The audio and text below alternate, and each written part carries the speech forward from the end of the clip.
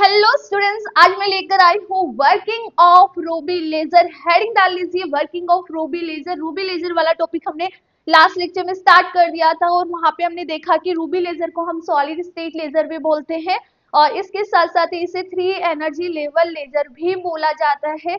Optical pumping हम use में लेते हैं फॉर द पॉपुलेशन इन्वर्जन और इससे जो हमें लेजर मिलती है वो पल्स लेजर मिलती है। ठीक है, और हमने उसका कंस्ट्रक्शन भी देख लिया था कि किस तरह से जो रूबी रोड है वो रूबी क्रिस्टल के साथ साथ उसमें क्रोमियम की इम्प्योरिटी भी ऐड की जाती है। बहुत कम अमाउंट में क्रोमियम एटम्स भी वहां पे इंक्लूडेड होते हैं। हम बात करें तो रूबी क्रिस्टल के वेट के 0.05% अमाउंट ऑफ क्रोमियम इंक्लूडेड रहता है। ठीक है, क्रोमियम का बहुत बड़ा रोल है यहाँ पे। ठीक है, सो नाउ वर्किंग की हम बात करें तो यहाँ पे for the laser action 3 energy level की रिक्वायरमेंट होती है। बात समझना अच्छे से, कितने 3 एनर्जी लेवल की रिक्वायरमेंट होती है। उनमें से एक स्टेट मेटास्टेबल स्टेट होगी। ठीक है, एक स्टेट मेटास्टेबल स्टेट होगी। यहाँ पर हमें एनर्जी लेवल डायग्राम को समझना है, पूरा खेल इसी का ही है। ठीक है, क्रोमियम की 2 एक्साइटेड स्टेट्स या मैंने 2 ब्रॉड एनर्जी लेवल डिफाइन करे हैं which is 3A and 3B। ये दोनों क्या है, क्रोमियम के ब्रॉड एनर्जी लेवल है, हायर एक्साइटेड स्टेट्स है। 2E यहाँ पर एक मेटास्टेबल स्टेट है जिसका लाइफ टाइम होता है 10⁻³ सेकेंड और यहाँ पे मैंने 2 एनर्जी लेवल डिफाइन करे हैं एज एन मेटास्टेबल स्टेट को डिफाइन करने के लिए। बात समझ आई? ठीक है, अब आगे बढ़ो।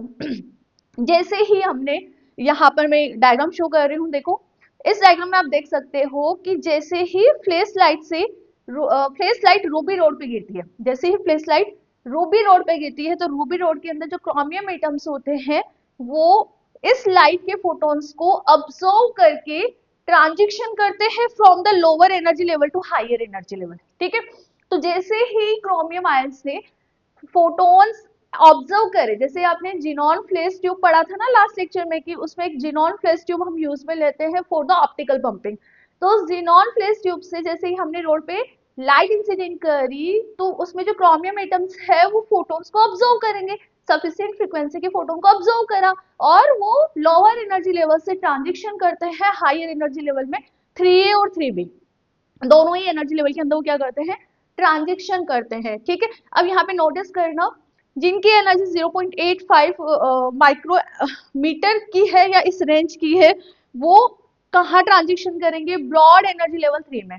ठीक है, जिसका रेंज 0.42 का है वो ट्रांजिशन करेंगे ब्रॉड लेवल 3B में। ठीक है, अब देखो हायर एक्साइटेड स्टेट है, लाइफ टाइम कितना होगा 10⁻⁸ सेकेंड।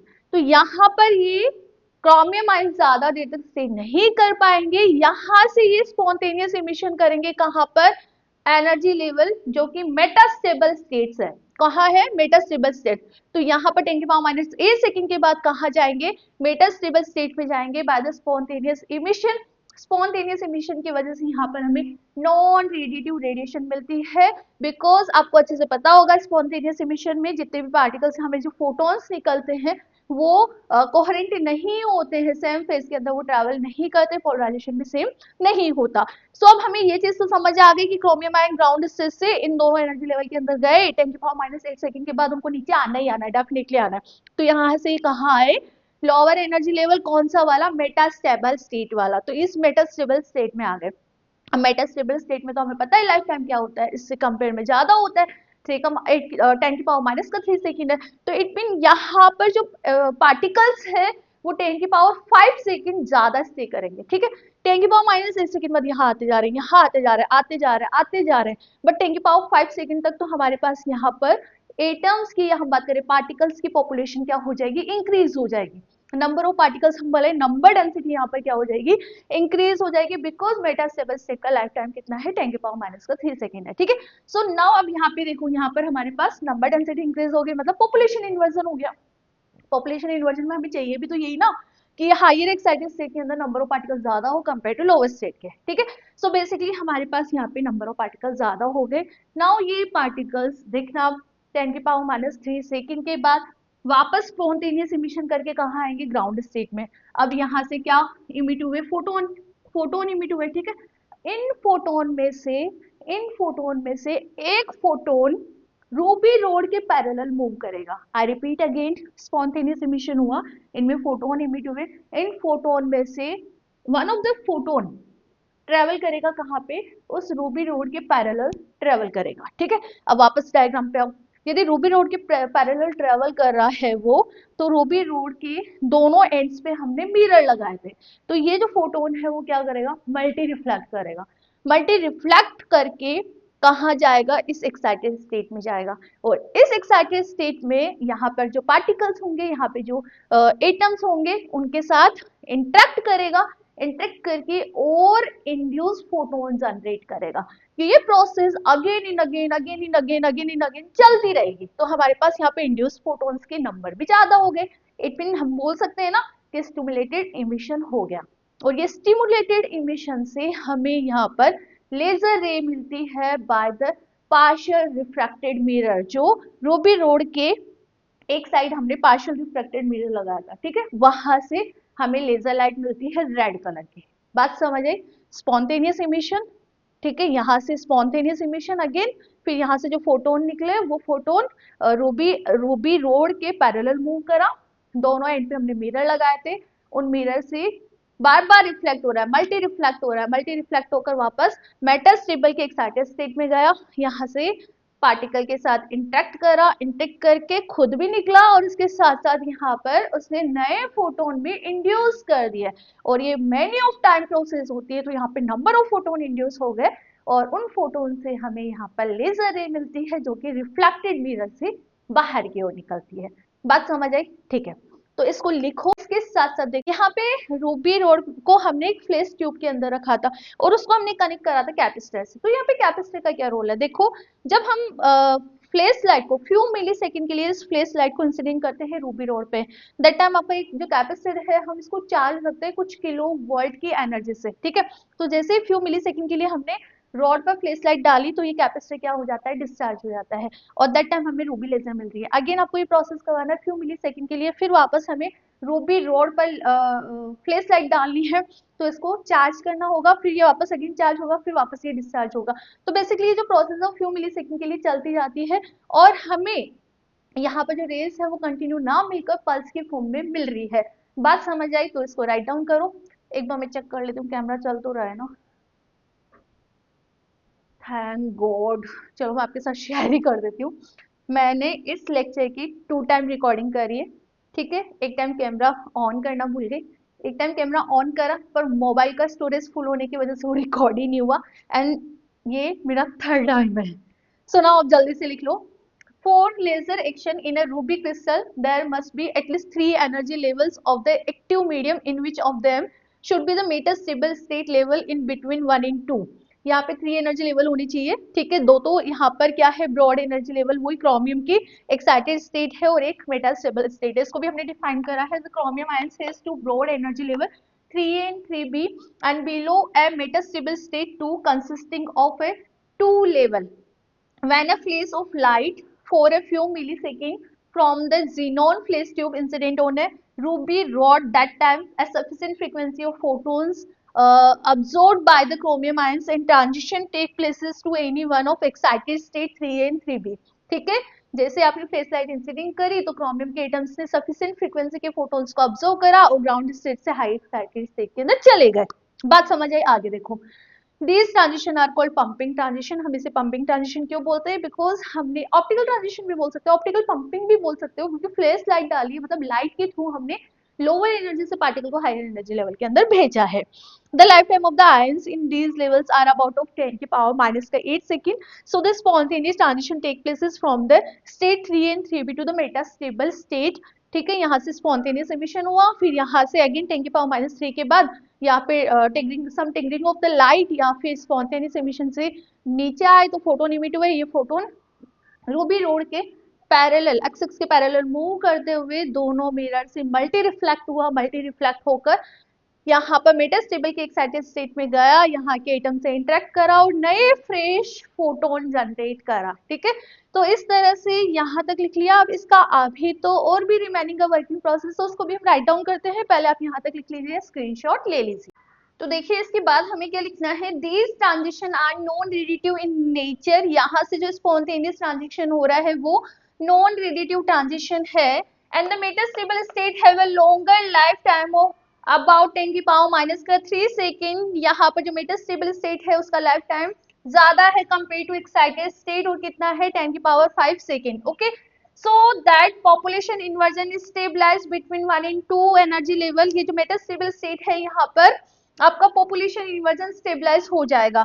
पॉपुलेशन इन्वर्जन समझते हो ना, हायर एनर्जी लेवल के अंदर नंबर ऑफ पार्टिकल्स ज्यादा चाहिए हमें compare to lower energy level, इससे हमें स्टिमुलेटेड इमिशन अच्छे से मिल पाएगा। ठीक है, so by the spontaneous emission और a triggering of a light beam. Now देखो यहाँ तक तो हम आ गए।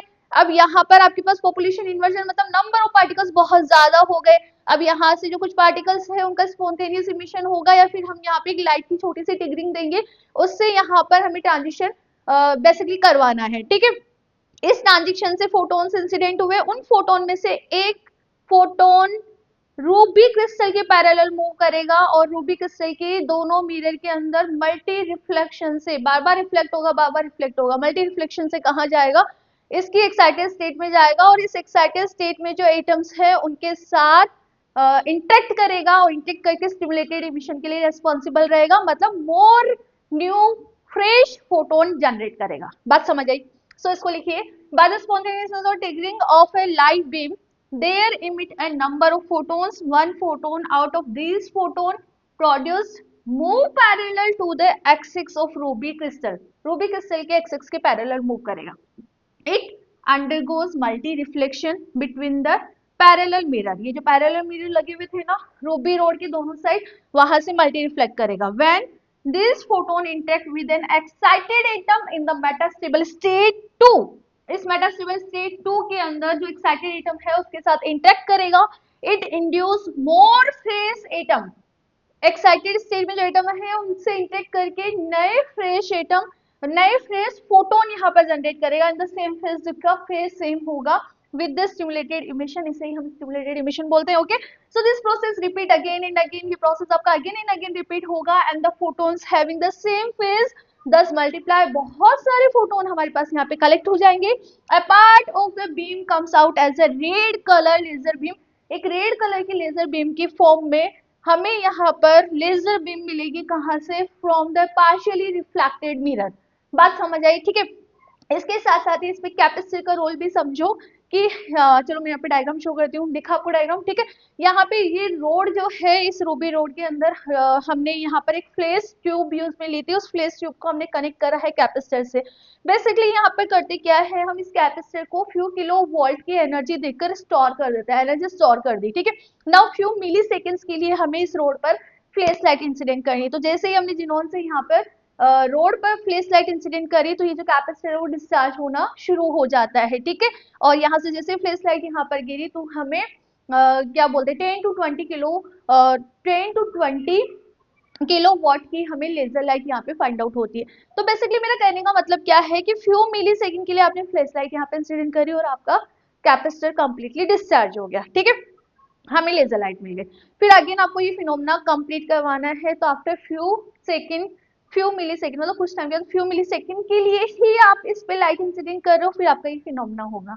तो बात समझ आ रही है कि हमें यहाँ पे लेजर कंटिन्यू नहीं मिल रही है, पल्स की फॉर्म में मिल रही है। क्यों? बिकॉज एक बार हमने फ्यू मिली सेकेंड के लिए जैसे ही इस पे फ्लैश लाइट इंसिडेंट करी, आपका जो कैपेसिटर वो डिस्चार्ज हो गया। ठीक है, अगेन आपको ये प्रोसेस करवानी है, तो फिर वापस फ्यू मिली सेकेंड के लिए आप उस पर इंसिडेंट करोगे, फिर ये प्रोसेस होगी, फिर हमें लेजर बीम मिलेगी। तो it mean in this process हमें कंटिन्यू लेजर नहीं मिलता, पल्स की फॉर्म में हमें लेजर मिलता है। तो ये डिसएडवांटेज हो गया इस क्या बोलते हैं लेजर का। एक तो ये डिसएडवांटेज है कि आप इसमें ruby rod as an solid state लेकर चल रहे हो, तो सॉलिड की एक जियोमेट्रिक स्ट्रक्चर होती है, तो जियोमेट्रिकल एरर हो सकते हैं। पल्स फॉर्म में हमें यहाँ पर लेजर मिल रहा है जिसका कमर्शियली इतना यूज नहीं होता। रोड है और आपने फ्लैश लाइट इंसिडेंट करी, तो हीटिंग प्रोसेस हो रहा है, तो वो हीटिंग प्रोसेस भी कहीं ना कहीं इस लेजर के फिनोमेना को इफेक्ट करता है। तो ये तीन बड़े डिसएडवांटेज है इस सॉलिड स्टेट लेजर के। ठीक है, तो इसके बाद ये लिखो आप, या स्क्रीनशॉट ले लो, इसके बाद मैं आपको कैपेसिटर का जो पार्ट है वो भी लिखवा देती हूँ। Set up the xenon flash tube is connected to the capacitor which was charged to a few kilovolt. The energy stored in a capacitor was discharged through the xenon lamp in a few millisecond। जब हम flash light को on करते हैं और क्या बोलते हैं road पर इंसिडेंट करते हैं, दैट टाइम आपका कैपेसिटर डिस्चार्ज हो जाता है फ्यू मिली सेकेंड के लिए, 10 the power of a few megavolt. megawatt release and the laser output is 10 to 20 watt in the form of pulse, हमें पल्स के फॉर्म में ये लेजर मिलता है। ओके अब हमें spiking behaviour of ruby laser देखना है। स्पाइकिंग बिहेवियर है क्या यहाँ पे, फ्यू मिली सेकेंड के लिए आप फ्लैश लाइट इंसिडेंट करते हो रूबी रोड पर, दैट टाइम हमें यहाँ पर लेजर बीम मिलती है।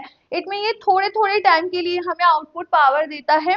तो इस तरह से हमें कंटिन्यू कर्व ना मिलकर स्पाइक के फॉर्म में हमें यहाँ पर टाइम के साथ आउटपुट का रिलेशन मिलता है।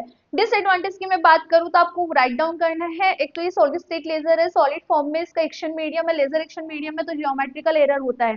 सेकेंड, रूबी रोड आपका जो हीट करता है और हीट की वजह से लेजर के आउटपुट के अंदर दिक्कत आती है, प्रॉब्लमेटिक रहता है। थर्ड इज हमें आउटपुट जो लेजर बीम मिल रही है वो पल्स लेजर बीम मिल रही है, तो कहीं ना कहीं कमर्शियली इतना यूजफुल नहीं है।